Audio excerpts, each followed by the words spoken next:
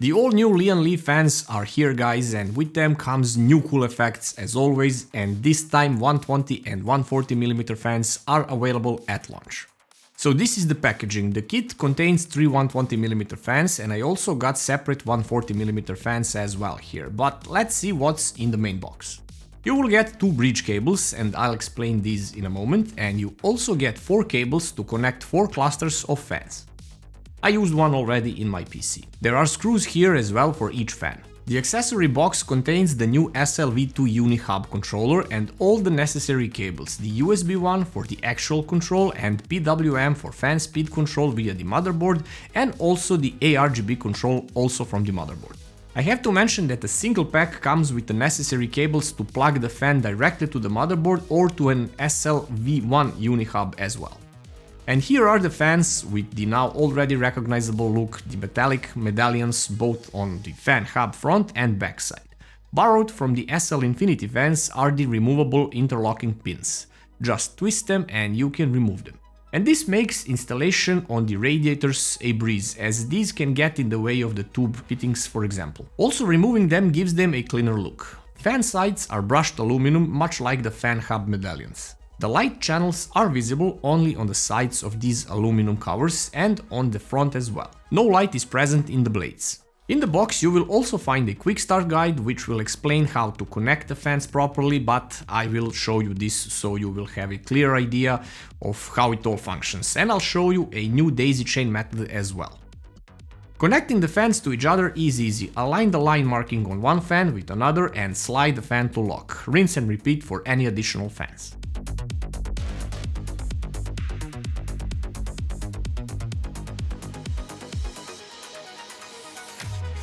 Use the included cable to connect the fan cluster to the UNI hub. This time we have a slightly different cable, which does not come with the sliding plastic cover, but you can freely move it to any side. Frankly, I like the approach on the SL Infinity fans, where there was a plastic cover which could be removed and wires oriented the other way. It looked better in my opinion, but this works as well. This time you can have 6 fans in one cluster, but here is a new thing. You can daisy chain another fan to the existing cluster with the new bridge cable. For example, this is useful when connecting 2 or 3 fans on top of the case with the one in the back, so they all are a part of the same cluster. Total of 16 fans can be controlled at once, not 24 as you might think, but even 16 is more than plenty for a single PC. Connect the USB cable to the controller and the other end goes to your motherboard, and this cable is essential for controlling the fans. The other cable is used for RPM readout and if you wish to control the speed from your motherboard as well. And also an RGB control as well directly from the motherboard. Starting with the lighting style of the SL fans, the V2 features a straighter and smoother finish on the edge of the side lighting, which improves the overall aesthetic with cleaner lines. At the front of the fans, the light gap created when 2 fans are interlocked together has been reduced from 5.6 to 3 mm to create a more continuous lighting effect. This time fans are slightly thicker at 28 mm. The increase in thickness results in higher performance and a great balance of airflow and static pressure, making them ideal in both air cooling configurations and water cooling configurations as well. Compared to the original SL120, the version 2 offers around 10% airflow improvement at 64.5 CFM. The static pressure is 2.9 mm H2O with noise of only 22.9 decibels. The speed is of course 0 to 2000 RPM and they use fluid dynamic bearing types. But this is for the 120mm fans. The 140mm fans are slightly different. 77.6 CFM, 2.09 mm H2O static pressure and also 29 decibels of noise, and they max out at around 1600 RPM.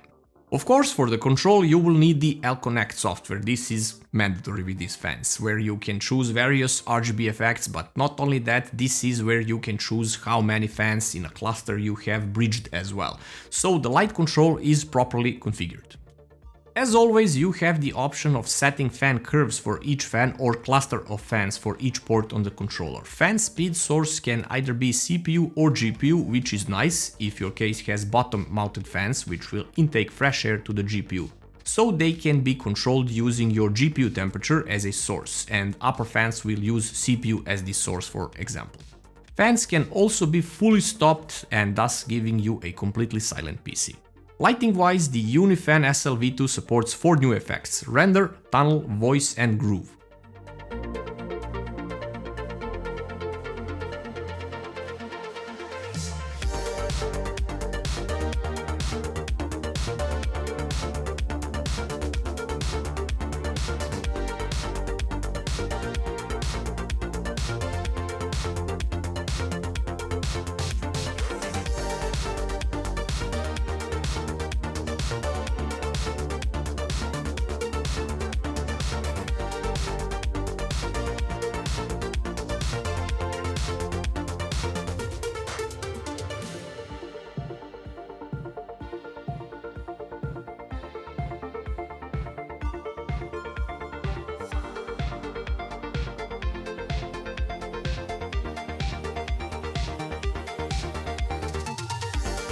These fans are available as of today, November the 7th, in either black or white and 120 or 140mm sizes. The single pack 120 is $26.99, triple pack is $89.99, and 140mm fans are only available as a single pack for now, with the price of only $29.99. All of this is backed up with a 2-year warranty period.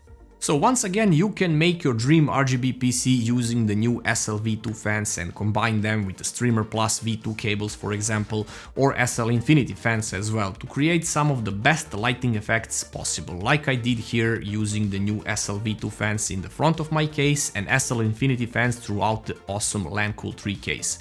By the way, if you haven't already, please check out the reviews of Streamer V2, the SL Infinity fans and the LANcool 3 case as well. I will leave a link in the corner for you guys. Thank you for watching, consider subscribing to the channel and hit that bell so you don't miss my future videos. See you in the next one.